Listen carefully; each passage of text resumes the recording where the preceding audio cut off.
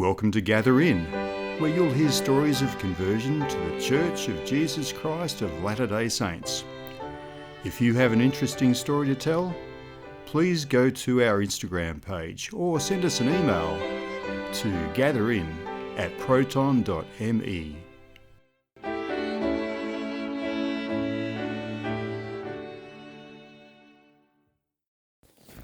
Before we start this week's episode, could I ask a small favour? If you could just like and subscribe and follow, but most importantly, leave a small comment when you've finished watching or listening. It'll make it a little bit easier for other people to find the Gathering podcast on whatever platform you're on. Thanks. Murray Seth here with my old friend Josie Whalebone. How are you, Josie? Oh, well. Good. Well, good. Within reason. As well as can be expected. Yes. That's wonderful. I am here in Josie's home in Bacchus Marsh. And today, Margot and I came up to Bacchus Marsh to spend some time with Josie, have dinner, and sit down and have a chat about the good old days. Yeah. Which were a couple of years ago, right? Yes. That's right. Interesting, Josie, and I'll give you some background. I'm going to just give that's okay. a bit of background here, Josie. Yeah.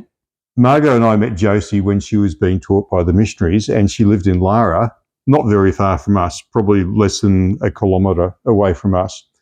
And I went round with the missionaries one day to with the missionaries while they were teaching Josie, and I asked Josie where she was from, and she said she was from King Island. Now, King Island is a little island in between Victoria and Tasmania, southern Australia, and not many people can say they come from King Island. But my wife, Margot, also comes from King Island. So I said to Josie, well, you're going to have to meet Margot because Margot's from King Island, and it's not very often you have two King Islanders so close to each other. As it turns out, we have a third King Islander living basically in between your old place and our place now. An old friend of Margot's brother. Is it Greg's friend or Scott's friend? Yeah, so Josie continued to be taught by the missionaries and was baptised probably not too long after the missionaries first knocked on your door. Now we might get to that in a bit more detail later on. Yes. But what I wanted to ask you, Josie, and it's not too scary. No. Right. And what I'd like to know is, when you grew up on King Island with your family of quite a number of brothers and sisters, I'll get you to tell us that. When you grew up there, you, as far as I can remember, and I'm pretty sure I'm right in saying this, you grew up going to the Catholic Church on King Island. Is that right? Yes. Right. The nuns used to come about the time you were about 7 to instruct you in the Catholic faith, so that you could make your first Holy Communion. And then after you joined, made that step, you received correspondence lessons from Tasmania from them, that they asked you questions about the church, and sort of as a child they gave you a written answer, and it was sort of dotted around, like not written but dotted around the answer. Right. So you just followed the letters around to give the right answer. Okay. But that's the way you sort of learnt, because you knew what you were writing. Yeah. And that's what you accepted, because they were really decent women. Yeah. But they only came once a year when the new age group sort of were old enough to make their first Holy Communion, which was the age of 7. Okay. But you were baptised before as a baby. As a baby, yes. Yeah. So was there not a Catholic church on the island? Yes. Oh, there was? Yes. But the nuns who did they came that would once prepare a year. children, they just came once a year? Yes, but the priest came The priest would have been there because he said the mass while you made your first Holy Communion, right. and everything. But and there was quite a few Catholics there. But we were on the farm to start with, and they came up to the farm and visited with us, and they always used to hold me like this. Not the others. Yeah. They'd hold my head Yeah. and hold it against them. Yeah. There, Yeah. because I was only short, Yeah. being a child. Yeah. And I'd never had that sort of closeness to people because Mum was always busy. Yeah. And I didn't pull away because I thought it was disrespectful. Yeah. So they were just giving you a hug. Yeah. The nuns. Yes. Yeah. But they just held you. Yeah. And I thought, I've never had this sort of Right. connection. Oh, that's nice, isn't it? Because your brothers and sisters don't do that. Yeah. And they sort of petted you a bit. Yeah. A little bit. Yeah.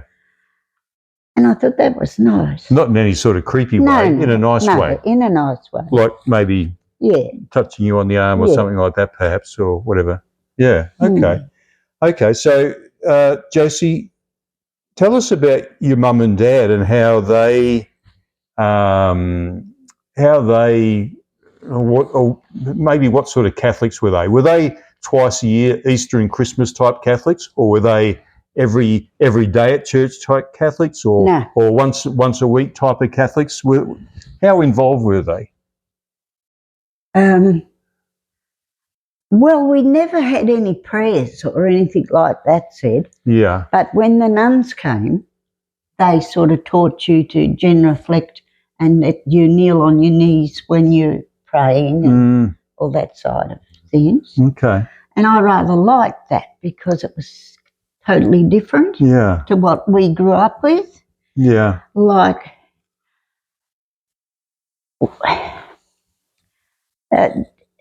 Dad was a Catholic, but his two brothers and sister weren't Catholics. Okay. I don't really know why. Yeah. Dad was the oldest. Yeah. I don't think Grandfather Last was a Catholic. Well, they must have been because they married.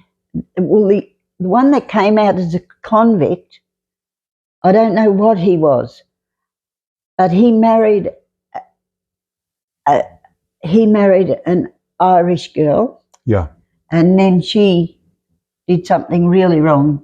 So that split them, but they only had one son. Right. But a couple of years later, I noticed that a girl had a baby to the grandfather that came out as a convict to another girl. Right. But his wife really played up before. So there were they split. A few skeletons in the closet there, Josie. But that's understandable back then. Yeah, absolutely understandable back then. So, Josie, I mentioned before that you had a number of brothers and sisters. Yeah.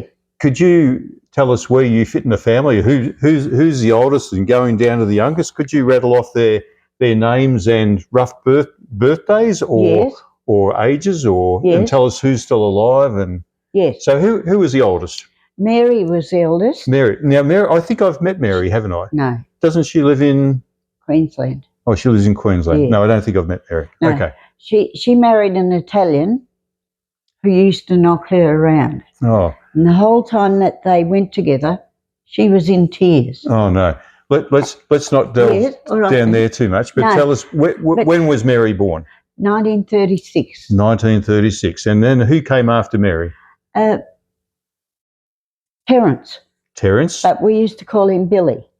Right, just to confuse everyone. Yes. He wasn't a bit of a Billy Goat, was he? No. He was baptised Terence. Right. But he took on the name Bill because there's William come out here as a convict and he had one son and he was called William. Yeah. And then my grandfather was called William. Okay. So Dad's not William, but my brother was christened Terence. Right. But he was called Billy. Right. So he was sort of down the line. little Billy down the Yes, line. And yes. who came next after Terence or Billy? Audrey was born in, Billy was born in 1937. Yeah. Audrey was born in 39. Yeah. Audrey's the one we've met who lives in Devonport, Yes, right? yes. Okay. She's still alive. Yeah. And then my sister Frances, Yeah. we called Frizz. Oh, right. Okay. She was born in 1940. Yeah, I know Frizz. We've met Frizz. Yes. And now she's passed away, hasn't she? Yes, she has. Then my favourite sister, who could read, and she would read me stories from should we be what I saying, wanted to hear. just in case any of the other sisters hear this, should you say that you have a favourite sister? Yes. Oh, right. Yeah. They won't be upset if they hear they're not the favourite sister? She has passed away too. Oh, the favourite sister? Yes. Who was that? Kate. Kate. Well, she was Christine, Yeah. but we called her Kate. And what year was she born?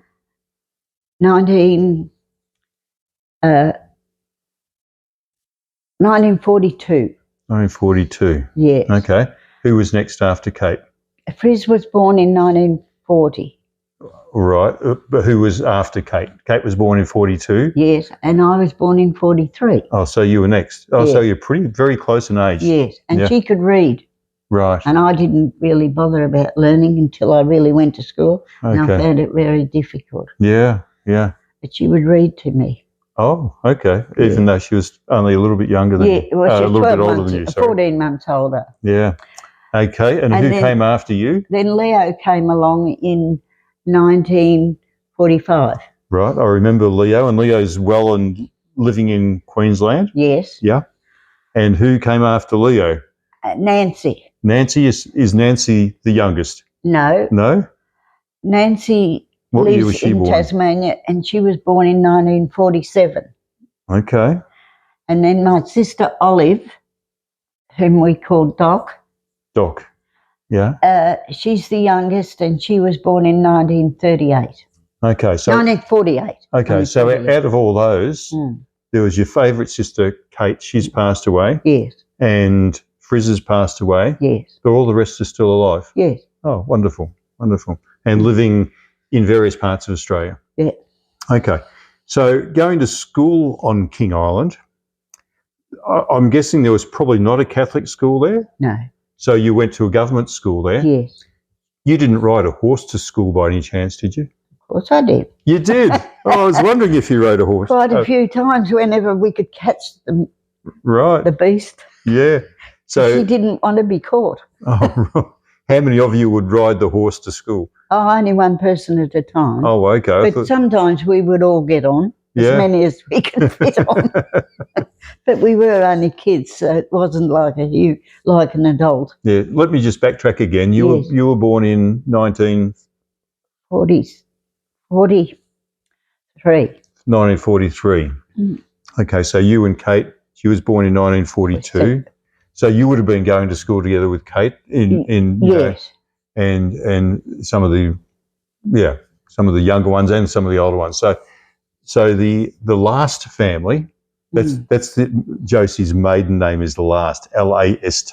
So when I say the Last family, I don't mean the last family, I mean the Last family. Yeah. Yeah. I hope we're not confused with that. So the Last family was a big family. How many kids is that in total? 9. Nine. Were there any others, like any stillborn or died in infancy or anything like that? Not that it was ever spoken, but I think Mum might have lost one, maybe two, but it wasn't really ever spoken about. Yeah. Not really. No. Okay, so growing up in King Island, would you describe your childhood as a happy childhood? Fair enough, yes. Yeah, it was. Yeah. I mean, you had lots of company there, didn't you? Yes. If Mary was good enough to catch the horse, and put it in a cart that we had, we would go down to the Yellow Rock beach, and spend the day there and take your lunch. Yeah. But in those times, if we ate our lunch, we had to wait an hour before we went back in the water, even if you went down to crawl along with in the sand. I remember that rule when I was a kid as well. You couldn't go in the water for an hour after lunch. It was like torture. But the lunch was always sort of a sandwich. Yeah. Which you would have taken to school every day. Yeah. And Mum made. I used to know how many loaves of bread Mum cooked a week. But when it was probably a lot. When the grocery truck came, we sometimes bought a loaf of bread. Yeah. And that was sort of, Mum was a good bread maker. Yeah. It was about, I can't really put a number on it, but it was a fair bit because we had a man helping Dad. Yeah. To run the place. Yeah. And so she had to sort of make lunches for us and feed them food so they could survive, and plus feed us tea and breakfast and everything else. I can imagine your mum being either in the kitchen or in the laundry pretty much for her life with all those kids to look after and the workers as well. Babies and stuff. Yeah. But she had to she used to have a copper to boil the clothes, and then you had to pull it out of the copper, put it into the trough, clean it where you saw anything that didn't come off. Yeah. And then you'd put it through the wringer, which would go into another trough, which you rinsed the clothes. Yeah. Yeah, so washing clothes in those days was not quite like washing clothes today, where you just dump them in, press the button, and go away. Okay, so your mum was a hard worker, and I'm sure your dad was a hard worker running. Yeah, they both were running the farm as well. So when we talk about the good old days were pretty hard compared with how we have it now. Hey. Yes. But I think they were good old days in many ways. Yes. You know. Yes. So Josie, you went through primary school. Yeah. There was a high school on King Island, wasn't there? So you could go to high school? No, it wasn't known as high school when I was there. Yeah. Because it was called the area school. The area school. But that was the next step up from primary school. Yeah. Primary school was 7 years? No. 6 or 7 years? No. When we went to school, when I went to school at Yambakuna, there was only 3 classes in there. So you did 1, 2 and 3. Yeah. And we used to sometimes have kindergarten of the air. So we'd go out into that side room and listen to the radio. And if they sort of told you to do something, you did it. Right, as a bit of exercise or whatever. Yeah. But it really only took you to grade 3. Okay. And there was only about 7 kids in that school. Right. 7 kids in that school. Yeah. Half Not of them, every day. Half of them would have had the same surname as you, wouldn't they? No. No? No, there was other kids. Yeah. But sometimes I'd go and stay with somebody else's house. Yeah. But probably when Mum went into hospital.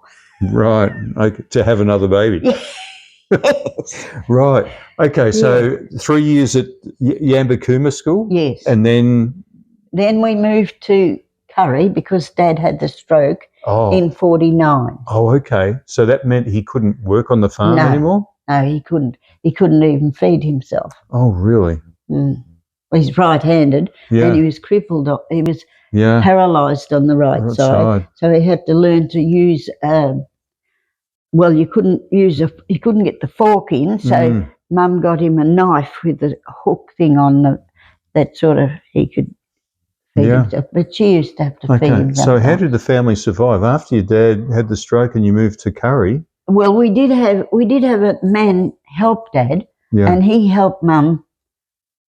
He helped Mum.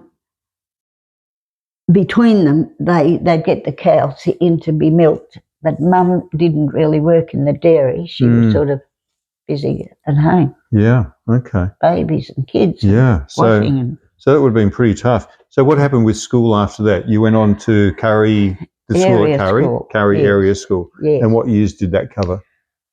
Well, I went into grade 4, 5, and then Mum thought, because there were 7 girls and 2 boys, there's work for boys on King Island, but not really for girls. Yeah. And Mum didn't want them just doing housework and stuff for people. So we moved to Tassie because To Tasmania. Nana, What town in Tasmania did you move to? Devonport. Okay. And Nana lived in Ulverston, which was 12 miles away. Okay. And it meant she didn't have to catch a plane to come across and stuff. Yeah. Plus, there was more hope of employment when you left school than being on the island. Yeah. Okay. So when we went to Tasmania, Mum found the house, and when she had to apply to the solicitor to give him the money from Nana's estate and from the sale of the farm and the sale of the house in Curry. Yeah. She had to sort of sign a paper to say she's using that money to buy a house. Well, she settled on the house, which had 3 bedrooms. So we all had to sort of fit in that smallish house. 9 kids in a 3-bedroom house. But it was a good house in the fact that it had a big orchard, which you could easily put a good-sized yard from the orchard, which had fruit trees and tomatoes and raspberries and wonderful. everything. Yeah. And then there was a house next door to the orchard that didn't have a front fence. And then the next block, which was a big paddock, about 4 acres maybe, went with our house. Oh, okay. So Nana bought two cows so Mum could sort of get enough milk and stuff. Yeah, wonderful. Cream. Yeah. And actually with that house, they had a separating room where the separator was. Oh, right. To separate the milk from the cream. Yeah. When a cow comes in, she gives a lot of milk. Yeah. And so therefore we didn't need that much. Yeah. So Mum managed to get a bit of a milk round done. Oh, okay. She was selling milk. Yes. Oh, right. Because it was reasonable price, but people were happy to get milk so handy to their house. Yeah, yeah. They might have only bought 1 pint. Yeah. One woman might have bought 6 pints. Okay. You know. Okay. So let's move on a bit. So you went to school in Devonport? Yes. So high school? No, there? it was the convent school. Oh, convent school. Yes. Right. Okay. Our Lady of Lourdes School. Our Lady of Lourdes. I think when we visited Tasmania, didn't we go and see that school? Yeah. We did. Yeah. After we saw you met your sister, which one was it? Audrey? Yeah. So going to a Catholic school, that would have been a little bit different to going to the government school back on King Island? The area school. The area school? Yes, it was different. Yeah. You had a uniform. Yeah. Okay. And were all the teachers nuns? Yes. Yeah. And so... And I liked them. So that's But great. they didn't come up and give you a sort of warm hug when you met the school teachers. Right. It was just when we were little and they came to the island. And so there would have been... But they taught you quite a lot about the church. Okay, that's what I was going to ask. And all that sort of stuff. Yeah. So... Which I liked. And so that would have given you quite a grounding in the Catholic faith. Yes. Yeah, which was a good thing for a kid. Which I thought I would really become a nun. Oh, you seriously thought of becoming a nun? Yeah. Why did you think of that? Was it because you liked the nuns and you thought they were great examples and everything? Yeah. My brother, Leo, and my 2 younger sisters left the convent school when I left school because they didn't really like that constant talk about prayer and... But you had a natural affinity to that. But I just liked them. So when I left school and came to... I worked in Devonport for about nearly 12 months, and then I was involved in a pretty severe accident, A car car accident. accident, yeah. We won't really go into that, but it did quite a lot of damage to me. Yeah. And I was in hospital 40 days. Wow. We had it up in the northwest coast, and we went to the Burnie Hospital, and I was in the hospital the longest because I was in hospital 40 days. Nearly 6 weeks. Mm. Wow. That's And all. then they transferred me down to Latrobe. Okay, and so sorry, this is when Yes. you'd finished school. Yes, After you yes, finished school. yeah. Yeah. Okay. And the only job that really came up that I felt I had any hope of doing Yeah. was the only work that was offered was sort of working in a factory. Right. So you didn't muck around trying different places. You took the first job you could get because Yeah. you had to contribute to Mum, because once you left school, the government stopped paying Mum that amount of pension money. Yeah. Okay. But she was allowed to earn money, some money, Yeah. but not much Okay. in those days. So sometime after this, I can't remember from our previous chats, how long was it you moved over to Victoria? How old were you when you came to Victoria? Well, the others persuaded Mum to let them to stop school when they were 14, and you were legally able to do that. Mm-hmm. So the others sort of left school early and got a job. Yeah. But they had to pay some board, of course. Yeah. And I persuaded Mum to let me stay till the end of the year, which I was 17. Oh, okay. Because I thought I've got to get it into the head, but it didn't get in there. But all the stuff you were learning at school. Yes. Yeah. So when I did leave, I worked at the factory for nearly 12 months, had the severe accident, and then when I went into a delicatessen, when I got over that, the woman said to me, would I like a job? And I said, yes, I do need a job. This was rather than working in the factory? Yes. Yeah. It was a delicatessen. Oh, nice. She had food right up to the ceiling on a house, on a shop that was as deep as this room, sort of. Right. High. Wow. And you'd really need to get up a ladder to get the stuff. Anyway, it was a different thing. And I learned to sort of work behind a counter, serving people. Mm-hmm. And I did that till really Dad died. And that same year, I came to Victoria with my sister, who already, two of my sisters were already over here in Victoria. Which sisters? Audrey and Friz. Okay.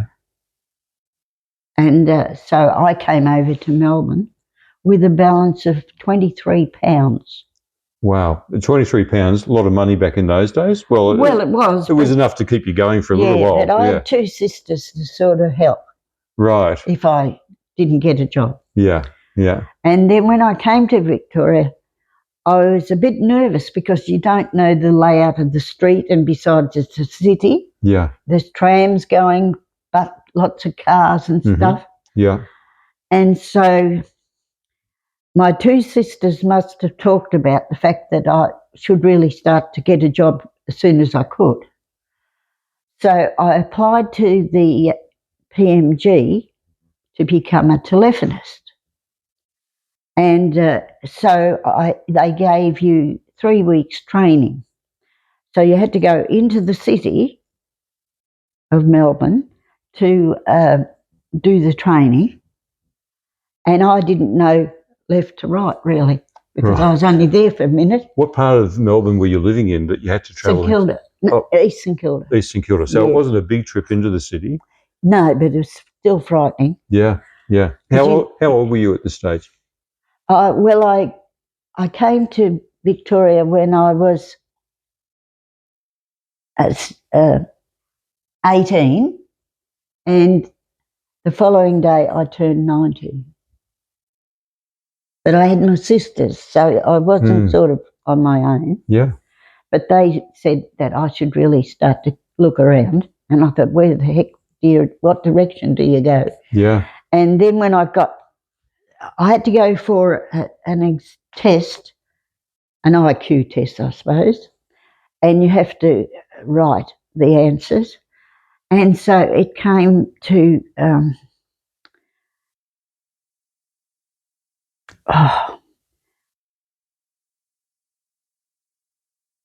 there was a word that you can spell it two ways. Mm. Oh, cement. The word you had to write cement. And I thought it could be C and it could be S. Mm-hmm.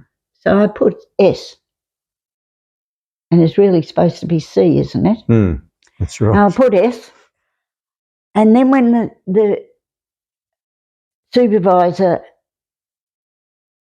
asked me, he said, how do you spell cement? And I thought, oh, jinx, I must have put the wrong one down. Well, easy So to I do. said CEMENT. Yeah. And he said, why didn't you write that? And anyway, he put it right. He said, we'll let you have that. Oh, nice. So I actually got into the training part.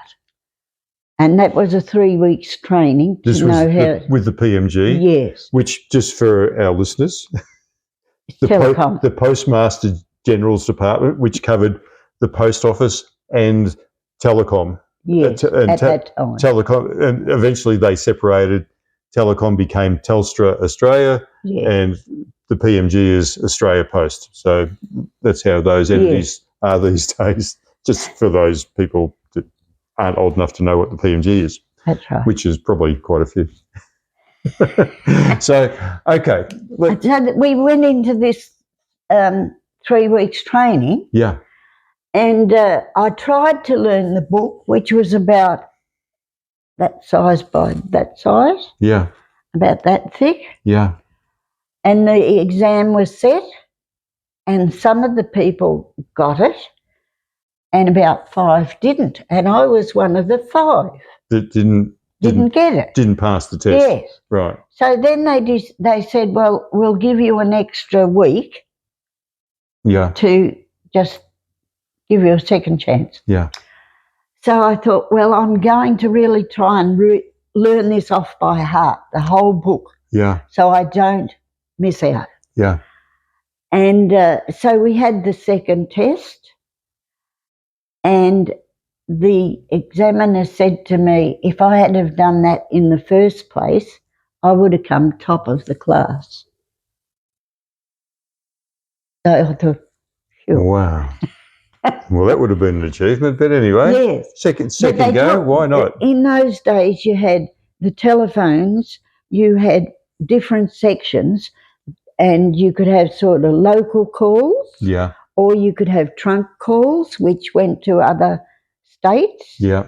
Or you could have overseas calls. Mm. So you had to be, you had to know all different stuff. Yeah. And so I went into the switch room, and we had to go into the city just to work, but that was okay. I got used to catching the right tram and getting on the right tram to go home and stuff. But you had to work sometimes you had to start work at 7 in the morning, and sometimes you had to work till 11 at night. Okay. Now, I'm going to go slightly off topic here, but it's actually going to bring us back onto topic. Yeah. When you moved over to Melbourne and started getting work with the PMG and living with your sisters and everything, were you still attending Catholic church then? Or did that sort of, because you left home, did that sort of take a bit of a back step a little bit, a back seat, I should say? Well, my sisters weren't really interested in going to church, so I didn't go. Right. Okay. But we work weekends sometimes at the exchange as well. Now we're going to take a big step forward. Actually, just tell us how long you ended up working at the PMG for. In the city, we worked for quite some time, but you could only get advancement in the telecom with your age. And by that, if you could only do it if you were single. Okay. If you got married, you lost your job. Oh, really? Okay. Yeah, I remember. Yes. I've heard about those laws in the old days in Well, I Australia. didn't get married at that time. Yeah. And so they were so sour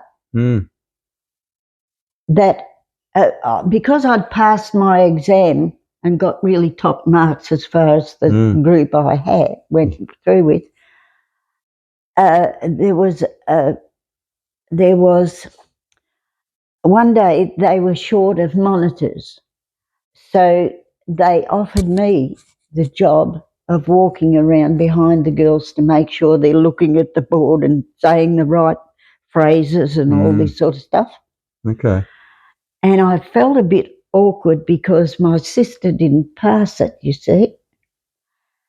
And she never really showed any ill feeling, but she kept her job because she left school when she was 14. Yeah. She went to Telecom in Devonport and said, PMG, and said she has to get a job, Mum said. Yeah. And they gave her a sort of, they gave her the job and she learnt it. And then she went relieving around Tasmania when people had holidays. So she sort of... Oh, she travelled around. And they made sure that you had a place that was respectable to live in. Yeah. Oh, nice. You didn't have to find your own flat or anything. Okay. So, look, I'm not sure where we're going to go from here. Yes. But, somewhere along the line, after working at the PMG for quite a few years... Yes. Well, they were so sour, we actually left working in the city and we worked out at Melbourne at the complaints desk. Oh, okay. Now, and that's where all the equipment was clicking over whenever anybody rings a number. Okay. So did you eventually change career and go and work somewhere else, or did you become a mother? No. In the end, I had it up to here. Yeah. So we shifted house, really. Yeah. A couple of times. And in the end, I applied for a job at the RACV. Oh, okay. I got it like that. Yeah? What doing there?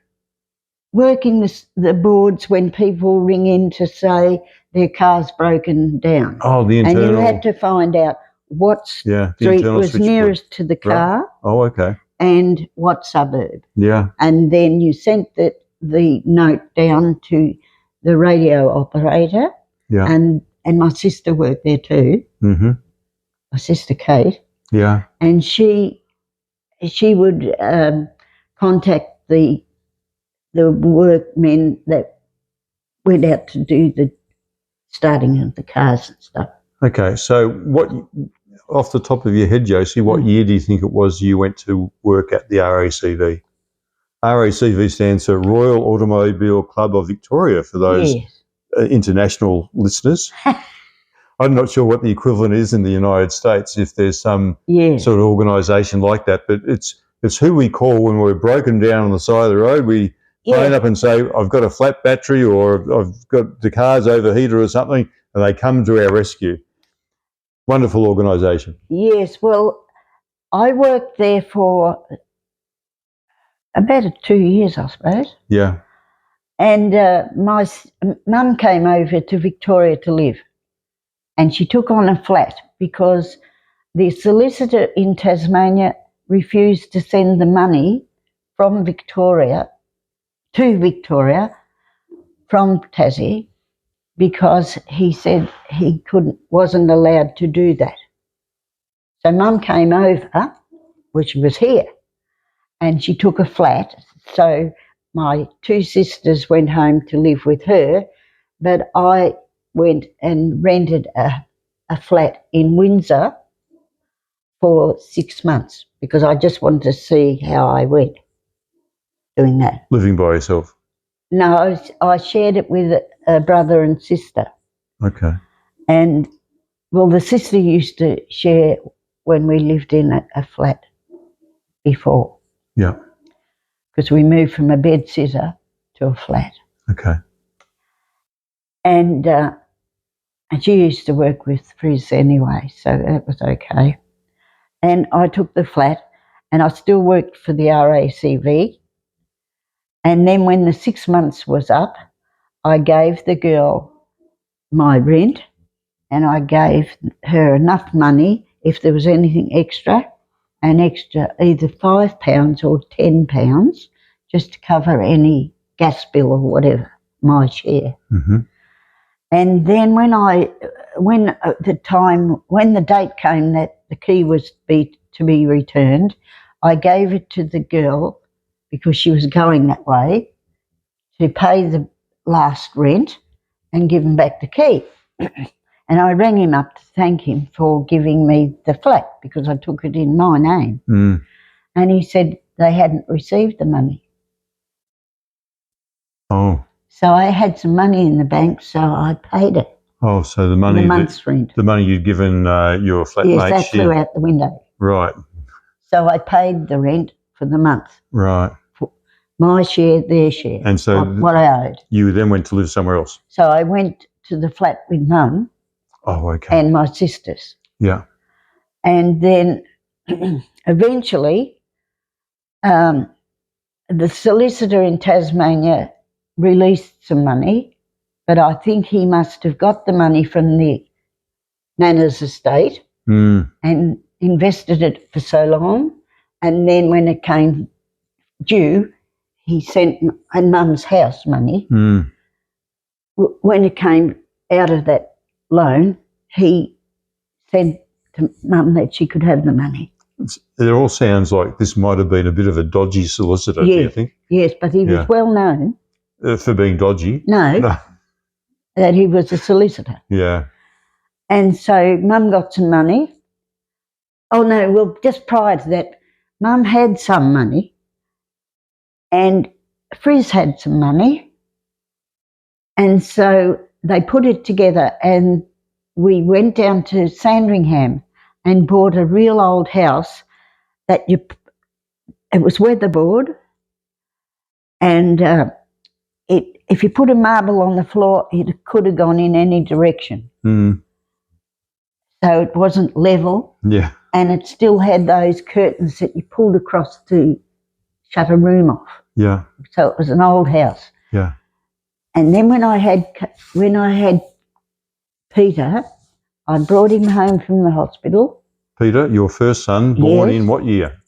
66. 1966. Okay. And I brought him home, and there's Frizz up the ladder with a plastic bag on her head, and she's sanding the bulges in the wall because they were those lathe and plaster. Right. Plaster. Yeah. And they bulged out. Okay. And she was sanding it back so the wall looked straighter. We have reached the end of part 1 of our interview with Josie. Part 2 is coming soon. If you could just like and subscribe and follow, but most importantly, leave a small comment when you've finished watching or listening. It'll make it a little bit easier for other people to find the Gathering podcast on whatever platform you're on. Thanks.